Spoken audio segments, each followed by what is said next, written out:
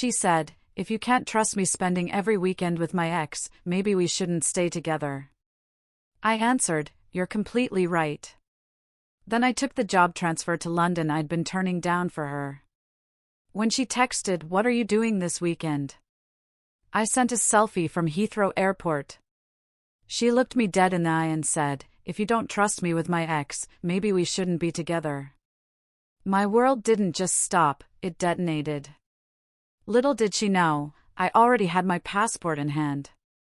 I'm Liam, 31, a software engineer, and what happened 4 months ago still feels incredibly surreal. My life with Chloe had been solid for 3 years. We lived together in a good apartment in Portland, splitting bills, doing all the normal adult relationship things. Everything was fine until February when her ex-boyfriend, Noah, moved back to town after finishing his MBA in Florida. Chloe mentioned it casually one morning over coffee. She said they'd reconnected on Instagram and were going to grab lunch to catch up. Honestly, I didn't think much of it. I'm not the type to freak out about exes. She said it was just friendly. 2 weeks later, she told me she'd joined a book club that met every Thursday evening at a coffee shop downtown. That seemed random because Chloe never really read much beyond Instagram captions. But I figured, hey, maybe she wanted a new hobby. The first few meetings were fine. She'd come home around 9, book in hand, talking about whatever they discussed. Then it became Thursday and Saturday afternoons. Then Friday nights got added to the schedule. I started noticing she'd shower and put on makeup before book club, which felt a little excessive for discussing novels with middle-aged women. When I mentioned it, she just laughed and called me paranoid. Around mid-March, my coworker Ethan pulled me aside during lunch. His girlfriend, Sarah, had seen Chloe at a sports bar with some guy, definitely not a coffee shop, and they looked pretty cozy. I brushed it off. Sarah loves drama, but it planted a seed. That weekend, I casually asked Chloe what book they were reading.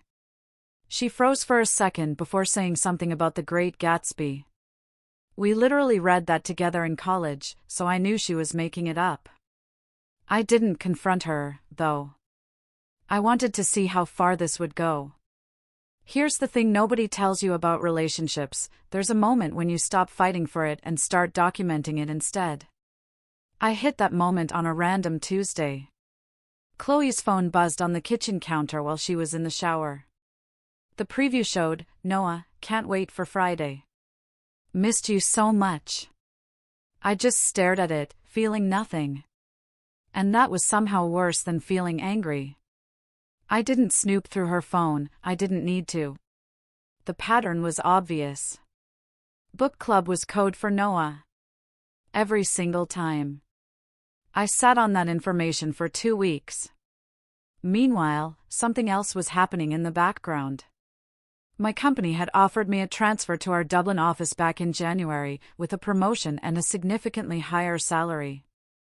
I'd turned it down twice because Chloe had just gotten promoted to senior marketing manager at her agency and made it clear she couldn't leave Portland.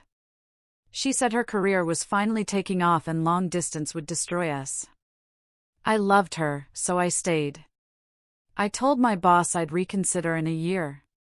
But now, sitting in our apartment, watching her get dressed up for book club for the 3rd time that week, I started thinking about that offer differently. The breaking point came on a Saturday morning in early April. Chloe announced she was spending the entire weekend at Noah's lake house with the book club crew for a reading retreat. A whole weekend.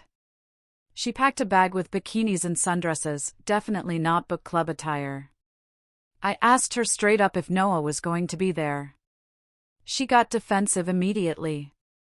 "Why does it matter? Don't you trust me?" she snapped. I told her I trusted her until she started lying about where she was going. She exploded. She called me controlling and insecure, said Noah was just a friend, and if I had a problem with her having male friends, maybe I needed therapy. I stayed calm. I asked her one simple question: if this is just an innocent friendship, why did you lie about the book club? She went quiet for a moment, then doubled down. She said she only called it book club because she knew I'd overreact if she said Noah's name. which, ironically, was proving my point, but she couldn't see it. Then she hit me with that line, "If you don't trust me hanging out with my ex every weekend, maybe we shouldn't be together." I looked at her, standing there with her overnight bag, all dressed up for another man's lake house. Something just clicked. I said, "You're absolutely right," in the calmest voice I've ever used. She wasn't expecting that. Her face went from angry to confused to slightly panicked in about 3 seconds. "What do you mean?" she asked. I said, "I mean, you're right. If I don't trust you, then we shouldn't be together. And I don't trust you. So we shouldn't be together." She tried to backtrack immediately, saying she didn't mean it like that, but I was already done. She left for the lake house anyway, probably thinking I'd cool off by Sunday. The second she walked out the door, I opened my laptop and found the email from HR about the Dublin position. The deadline to accept had been extended to April 15th, which was in exactly 72 hours. I hit reply and typed, "I accept the offer. When do I start?" I sent it before I could overthink it. My boss called me 20 minutes later, sounding thrilled. He said they could have me on a flight in 3 weeks if I could wrap things up quickly. I spent the rest of that weekend boxing up my stuff and calling the landlord about breaking the lease early. The apartment was under both our names, but I was the primary leaseholder. I gave my 30-day notice and told the landlord Chloe would need to figure out her own housing situation. He wasn't thrilled about the short notice, but understood given the job transfer. I started selling furniture on Facebook Marketplace, keeping only what I could fit in 3 suitcases. Chloe came home Sunday night, glowing and relaxed, smelling like sunscreen and lake water, acting like nothing happened. She tried to cuddle on the couch, and I moved away.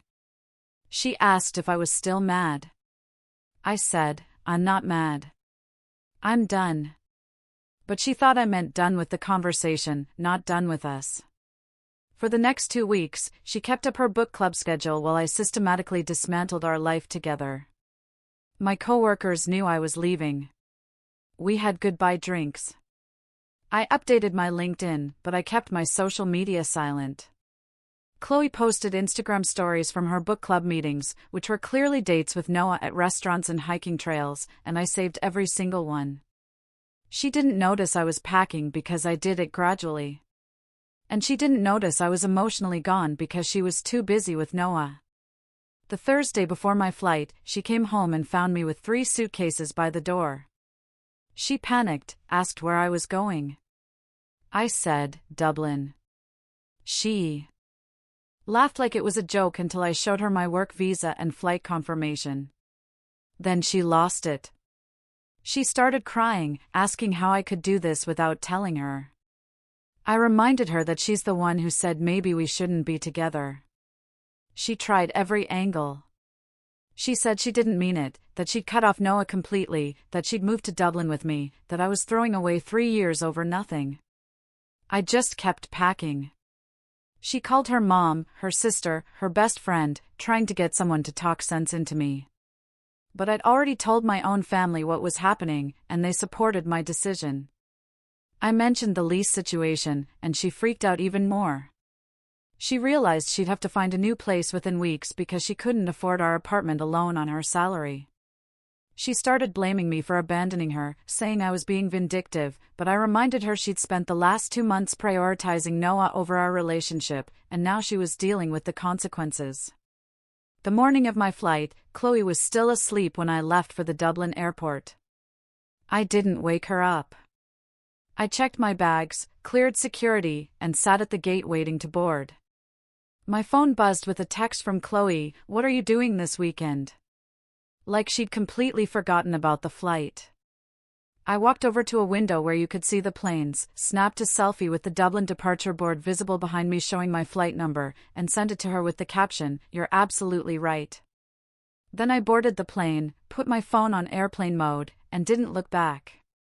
The flight to Dublin was 11 hours, and I slept through most of it.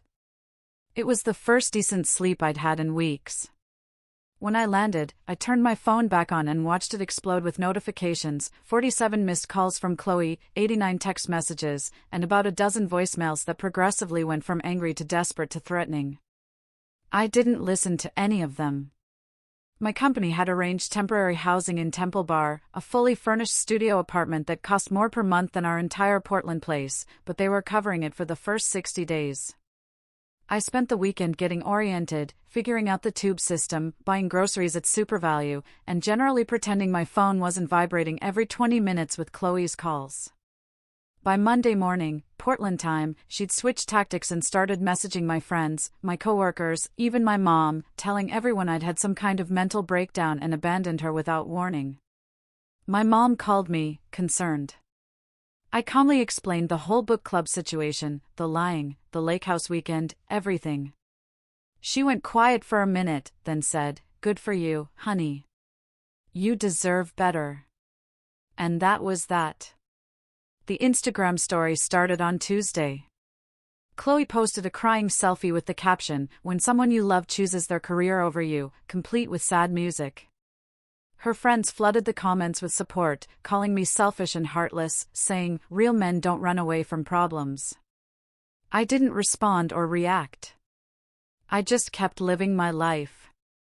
My first week at the Dublin office was intense. Meeting the new team, getting up to speed on projects, adjusting to British work culture, which is similar to American but with more tea breaks and slightly more passive-aggressive email etiquette. My new boss mentioned they'd been trying to fill my position for months and were thrilled to finally have someone with my experience. The salary difference was noticeable immediately. I was making significantly more than in Portland, and the cost of living somehow felt more manageable despite Dublin's reputation. On Thursday evening, exactly 1 week after I left, I got a message from an unknown number with a Portland area code. It was a screenshot of a conversation between Chloe and Noah from 2 months earlier, where she explicitly told him she'd made up the book club excuse because I was too clingy and she needed space to figure out if she wanted to be with him instead. There were multiple screenshots spanning weeks, showing her complaining about me to Noah, planning their meetups, even discussing how to handle it if I found out. The messages were damning. She told Noah she was planning to break up with me after his current studio lease ended in June when he'd be moving into a bigger 2-bedroom place where they could live together, meaning she was just waiting for the right timing while stringing me along. The unknown number sent one more message, "Thought you should know the truth. Good luck in Dublin." And then blocked me before I could ask who they were. I sat there staring at my phone for a solid 20 minutes, processing everything. Part of me wanted to blast those screenshots everywhere, send them to everyone who'd called me heartless on her Instagram post, prove that I wasn't the villain in this story. But honestly, I was just tired. I saved the screenshots to a folder and went to bed. Chloe somehow got my Dublin number, probably from my mom or a mutual friend, and called me Friday morning while I was getting coffee before work. I answered because I knew she wouldn't stop until I did. She immediately started crying, said she missed me, that she'd stopped being friends with Noah completely, that the book club thing was stupid, and she was sorry. I let her talk for about 3 minutes, then said, "I got some interesting screenshots this week." And she went completely silent. I could hear her breathing on the other end, probably trying to figure out what I knew and what I didn't. She asked who sent them. I said it didn't matter. What mattered was that I now had proof she'd been planning to leave me for Noah and was just waiting until his lease ended in June so they could move in together. She tried to deny it, said those messages were taken out of context, that she was just venting to a friend. But I cut her off. "You literally discussed which apartment you'd move into and talked about furniture shopping." She started crying harder, begging for another chance, saying she'd made a mistake and realized she loved me. I told her the truth. I didn't love her anymore. I hadn't loved her since I found out about the lying, and I'd only stayed in Portland as long as I did because I was too comfortable to make a change. She got angry then, said I'd used her as an excuse to avoid taking risks, that I was probably relieved to have a reason to run away. Maybe she was partially right, but it didn't change anything. I told her to lose my number and hung up. The weekend brought a new development. Chloe's Instagram story showed her at Noah's apartment. They were officially hanging out again, apparently despite her claims of cutting him off, posting photos like they hadn't been sneaking around behind someone's back for months. Her caption was something about real friends stick around through the hard times, which made me laugh out loud in my tiny Dublin studio. The comments were split between supportive friends and people pointing out the suspicious timing. Someone even commented, "Didn't you have a boyfriend last week?" Chloe deleted it within minutes. My friends back in Portland started sending me screenshots of the drama unfolding in various group chats. Apparently, Chloe's story wasn't adding up, and people were starting to ask questions. Then, on Sunday, I got the best message possible. My old coworker Ethan, the one whose girlfriend Sarah had first spotted Chloe with Noah at the sports bar, sent me a screenshot from Sarah. Turns out Noah had a serious girlfriend the entire time, a woman named Sophia who worked in tax compliance for the IRS and had no idea Noah was seeing Chloe. Someone had anonymously sent Sophia screenshots of Noah and Chloe's Instagram stories, and she'd gone nuclear. She posted a long Instagram story exposing both of them, complete with receipts showing Noah had been lying to both women. The post went viral in our Portland social circle within hours. Sophia's post was methodical and devastating. She documented every lie, every fake excuse Noah had given her about working late or visiting his sick mom. Every weekend he'd supposedly been on business trips that lined up perfectly with Chloe's book club schedule. She tagged both of them, called Chloe a homewrecker, and ended it with, "To the ex-boyfriend who moved to Dublin, you dodged a bullet. Cheers, mate." I screenshot that line and sent it to my mom with a laughing emoji. By Monday morning, Portland time, both Chloe and Noah had made their Instagram accounts private, and the fallout was spreading. Mutual friends were messaging me asking if I'd known about Noah's girlfriend, and I honestly hadn't, which somehow made the whole situation more satisfying. I hadn't even needed to expose them. They'd exposed themselves. My new routine in Dublin was starting to feel normal. Morning coffee at the downstairs cafe, tube to work, evening walks along the Liffey, weekend exploration of different neighborhoods.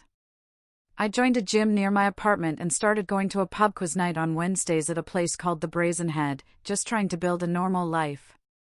Chloe kept trying different numbers to reach me, but I'd blocked them all. 2 weeks after the Sophia explosion, Chloe showed up at my old Portland apartment building with her mom and sister, apparently not accepting that I'd actually moved to a different continent. My former neighbor texted me that they'd seen her in the lobby demanding to know which unit I was in, and building security had to escort them out when she wouldn't leave. Her mom tried calling my mom afterward to arrange some kind of intervention, saying I was clearly going through something and needed help, but my mom shut that down immediately and told her the whole truth about the book club lies. After that, the calls from Chloe's family stopped. The person I was 4 months ago would have felt guilty, would have called her to make sure she was okay, would have somehow made her pain my responsibility. But that version of me died somewhere over the Atlantic Ocean, and the new version was doing just fine. 6 weeks into my Dublin life, and I was genuinely thriving in ways I hadn't expected. The promotion came with responsibilities that pushed me professionally. My team actually appreciated my input instead of talking over me in meetings. And the company had extended my temporary housing while I searched for something permanent. I just signed a lease on a proper one-bedroom apartment in Grand Canal Dock with a view of the Liffey that made the rent almost worth it, and I was scheduled to move in the following month. I started exploring the city properly on weekends. I hit up George's Street Arcade for food. Took the train to Galway one Saturday just because I could, and generally lived like someone who wasn't carrying the weight of a dying relationship anymore. The irony wasn't lost on me that it took moving 5,000 miles away to remember what happiness felt like. Back in Portland, the fallout was still unfolding in spectacular fashion. Ethan's girlfriend kept me updated through occasional messages. Apparently, Noah's reputation was completely destroyed, and people at his company started calling him Book Club as a nickname, which spread so fast that even his boss used it in a meeting. Noah tried to do damage control by claiming Chloe had pursued him and he'd just been a good friend, which made Sophia post even more screenshots showing he'd initiated most of their meetups. Chloe went silent on social media for about 3 weeks after that, then came back with a post about toxic people and learning to love yourself that everyone saw through immediately. Her friend group had apparently split. Half thinking she was the victim, and half realizing she'd played everyone. The job she was so afraid to leave for me ended up letting her go during budget cuts, which I only found out about because my mom mentioned it casually during our weekly call. Then something completely unexpected happened. I got a message request on Instagram from someone named Sofia Martinez, and the profile picture looked familiar. It was Noah's ex-girlfriend, the IRS agent who'd exposed the whole affair. My first instinct was to ignore it. I figured she wanted to drag me into more drama, but curiosity won, and I opened it. Her message was straightforward: "Hey, I know this is random, but I wanted to reach out. Saw your post from Dublin, and honestly, good for you for getting out. I'm still dealing with the aftermath here, and sometimes I just need to talk to someone who actually gets it. No pressure, just thought I'd try." I sat there for a few minutes, deciding whether to respond. Then I figured, what the hell? We were both collateral damage in the same mess. I wrote back, and we started talking. First, just about the situation with Chloe and Noah, but then about other things, our jobs, how we both ignored red flags, how weird it felt to have our private lives become public gossip. She was funny and self-aware. She made jokes about how she'd turned into the crazy ex-girlfriend who exposed people on Instagram, even though she'd just been defending herself. A few weeks into our conversations, she admitted something that completely floored me. She'd been the one who sent me those screenshots of Chloe and Noah's messages back when I first arrived in Dublin. She said she'd found my Instagram after her own investigation into Noah's lies, saw that I'd moved to Dublin, and felt like I deserved to know the full truth, even if we never spoke. She'd used a burner number because she didn't want to freak me out with a random message from Noah's ex-girlfriend, but she wanted me to have the evidence. I thanked her for that, told her those screenshots had given me closure I didn't know I needed, confirmed that leaving was absolutely the right choice. We started messaging regularly after that revelation. Nothing romantic at first, just two people who understood what it felt like to be betrayed by someone you trusted. She told me about her work at the IRS, how she'd actually gotten promoted recently and was handling more complex cases, how her CPA certification had opened up opportunities she was exploring. I told her about adjusting to Dublin, the differences in work culture, how strange it was to start over at 31, but also how liberating it felt. About 8 weeks into our messaging, she mentioned she always wanted to visit Dublin. Had never been to Europe at all, actually. And I made a spontaneous decision and said, "You should come visit. I'll show you around." She hesitated at first, said she didn't want it to be weird. And I told her it would only be weird if we made it weird, that my studio had a pull-out couch, and I knew all the good tourist spots. Now, 3 weeks later, I was picking her up from Dublin Airport, holding a sign that said, "Book Club Survivors," which made her laugh so hard that other travelers stared at us. That first day was slightly awkward. We were both hyper-aware that we'd only known each other through texts and shared trauma. But by the time we hit George's Street Arcade for lunch, the conversation flowed naturally. She loved Dublin immediately. The history, the architecture, the fact that you could get Indian food at 2 a.m. I took her to all the places I'd discovered. We did the typical tourist things like the Dublin Castle and the National Museum, but also just walked around neighborhoods talking about everything and nothing.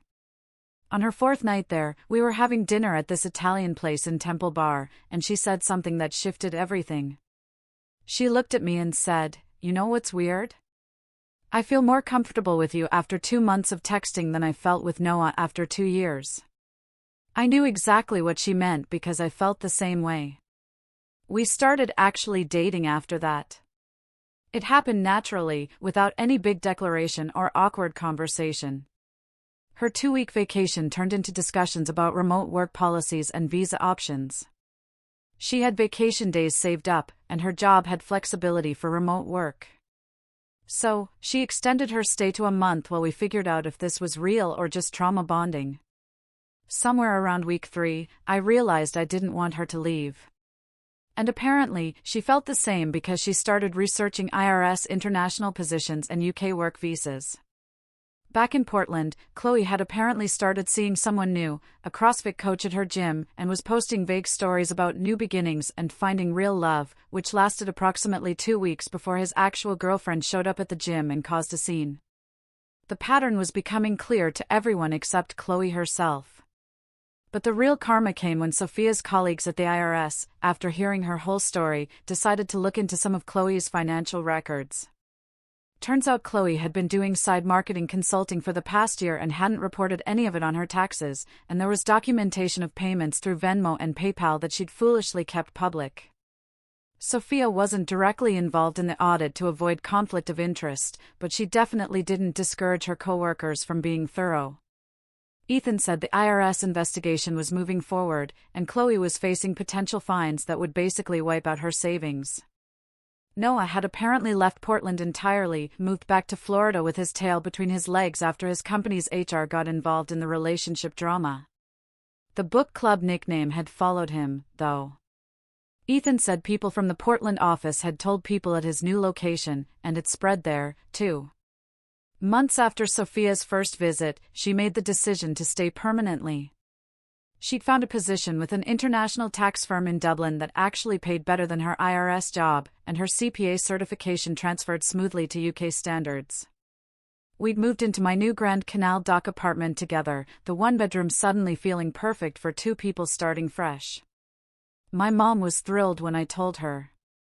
She said she'd always thought Chloe was too self-absorbed, and Sophia sounded much better for me.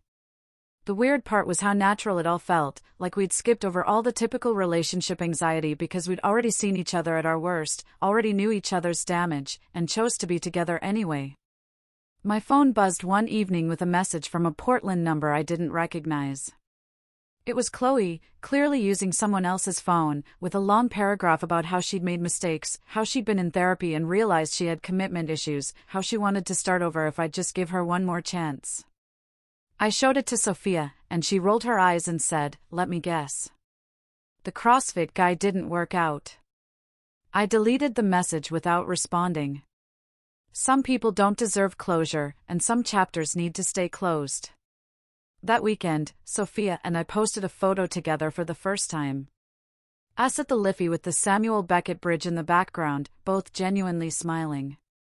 I captioned it, "Found my favorite book club," which was corny but felt right.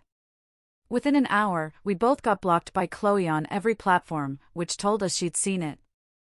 Noah apparently sent Sophia a message saying, "Really him?"